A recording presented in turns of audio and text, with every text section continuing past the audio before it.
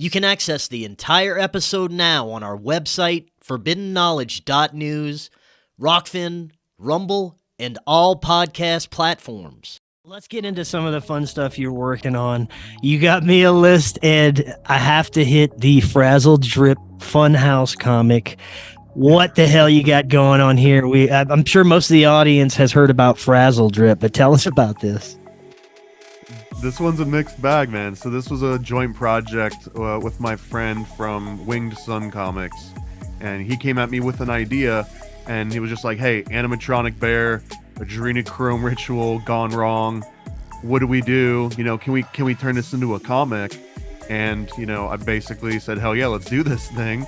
Because I've never heard of anyone sort of fictionalizing the, like, Frazzle Drip specifically by name, or having a comic book built around such a very niche, you know, conspiracy theory. And I figure if Paranoid American's not the one that's going to do the Frazzle Drip comic, no one's going to make that. So I almost felt like that was, you know, it was something that was just right to do. So it's basically kind of like a mix between Five Nights at Freddy's and Pizzagate conspiracy theories. The last time you were on, we had briefly touched on that you were doing some research into Adrenochrome and some of the conspiracies and realities behind what this is. Could you talk a little bit about what you came up with that? Yes, so I think it's BS that people discount Adrenochrome as a psychedelic. I think that's the headline that I would really like to put forth. First and foremost, I don't think that there's any special, you know, way that you can harvest Adrenochrome from kids or people by torturing them or fear or none of that. I think that if you just take the leftover adrenal glands from a cow that was slaughtered for, you know, McDonald's hamburgers, you could essentially turn that adrenaline gland into Adrenochrome, the same as anyone that you're trying to scare it out of. So that part, I'm a little bit, you know, more secular on. But what I do think is that there's ample evidence that Adrenochrome has a very specific psychological, psychomimetic effect on people, and that it could potentially be a link to evolution in a way, longer life, longevity, because just like you flex a muscle and you keep breaking your muscle fibers to, like, make those sick gains, bruh, like you can kind of do something like that mentally, where if you keep bringing yourself to the very edge of sanity, if you can pull yourself back from it, in fact, if you can actually go crazy and then pull yourself back from it, you've got a way better chance of surviving future bouts of it if it's in a controlled manner, and a long list of other, you know, ailments that I won't even get into because it sounds silly trying to make like medical claims, which I'm not, but the research says a lot of this. So I think it's, you know, the specific concept of Adrenochrome, the Lady Duff protests a little too much when it comes to like media and social media and just not being able to say the word out loud. I think that there's a little bit more to it than just trying to you know, simmer down the QAnon crazies. Could it be possible that our elitists at the top of the pyramid and globalists and some very high-level politicians are utilizing this as a super drug and maybe even participating in these harvesting rituals? If it worked, 100% they would be. They probably tried it. I don't think that it does the thing that all of the conspiracy theories claim that it does, but I 100% am on board that they've tried it. Like, of course they would have tried it. There's nothing that's off the table for these people.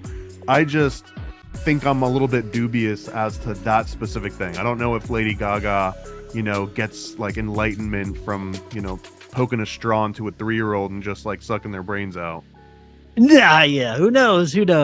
It's interesting when you look at all the conspiracies with what we've heard about celebrities and their engagement in some of these occult activities, especially when you look at what they actually portray of themselves with their music videos and their public appearances and their performances. It's very interesting that they're putting that identity out there so outwardly now, right? Well, I do have a theory. I'll give you the crazy version of it. Oh, and boy. Just imagine that I'm not in this deep, but this is the logical conclusion of this particular line of thinking, is that let's say Britney Spears. That's someone that's in the media right now, and it's kind of Disney, Yes. MK Ultra. Maybe she's going crazy, dancing with knives. But just imagine if adrenochrome or trying to bring yourself to the brink of insanity were a real thing, and it was an actual endeavor that rich people that have nothing else to do and all the resources could do. Why wouldn't you want to invite all of these celebrities and musicians and performers to your parties and get them to engage in the same blood rituals that you're engaging in? And I mean, taking to the far extreme, like, what if I get to take Britney Spears adrenochrome? Like, maybe that's a little bit different than, like Thomas Gorn's, Paranoid American's adrenochrome. Maybe it's different than your adrenochrome. Because I do also understand, like, in the cannabis culture, right? This concept of like full spectrum, bro. And this strain is better than that strain. And even though it's just THC and CBD and CBG, like, there's also ratios. There's also it's like diamonds versus wax. Yeah, dude. And what people call like the entourage effect, right? The entourage effect, I think, is maybe not 100% scientific, but what it implies is that there's other factors that we just haven't accounted for. So if you just isolate everything into the distilled ingredients, you might be missing the whole picture. You might be, like missing the forest for the trees kind of a deal. So I think there might be something with that in adrenochrome, because there's also adrenolutin, and adrenolutin was rumored in some of these old 50s papers that when they tried to test it, it wasn't easy to test because the effects would last 2 weeks or more. And we're talking like heavy psychological disassociative effects. So there's way more to this rabbit hole than, I guess, conventional science has published. Now, they have to be giving some of these guys some pretty heavy drugs, especially if you look at if Joe Biden is indeed a real human being. They have to be pumping him up with some kind of crazy methamphetamines just to get him rolling out of bed and going in the morning. And if you just take a look at just a couple of his recent appearances and his incoherency, it is baffling that they're still allowing this person who has this much insanity to appear in front of public and try and speak. Wouldn't they just replace him with a clone already?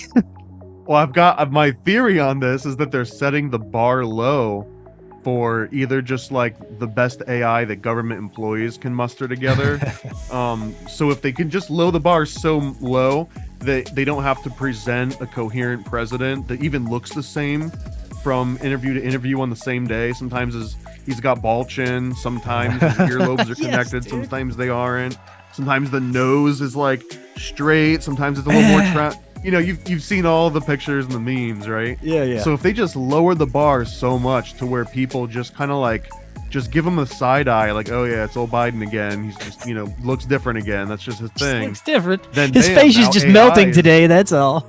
Well, and now like the lower sort of paid government employees that are doing all the propaganda videos, which might not be the high paid ones that know all the tricks. They've got a lower bar to meet for generating the AI versions that are going to be coming out. Now, speaking of AI, this is a fun one, and we touched on this a little bit last time, but AI is exponentially growing, and the possibilities are becoming more terrifying by the day. The AI art is pretty hilarious still, though, some of the things that I'm seeing. But considering... Why do you say terrifying? Well, the possibilities of what we could be seeing in the very near future because of the exponential growth of what's happening with AI and ChatGPT and some of these technologies. If you consider what is given to the public and what we understand from our technology versus probably what the military industrial complex and these super black projects are in possession of, is exponentially years ahead of anything we could be aware of. So considering that, how advanced do you think the super AI is that we'll never find out about versus what we're getting right now? I think I got an even better analogy. All right. Because it's a lot of people think of it right now in terms of time, and I don't necessarily believe anymore. If we were talking 90s or early 2000s, yeah, I'd say that the military is like a couple decades ahead, if not more. So whatever we see in public is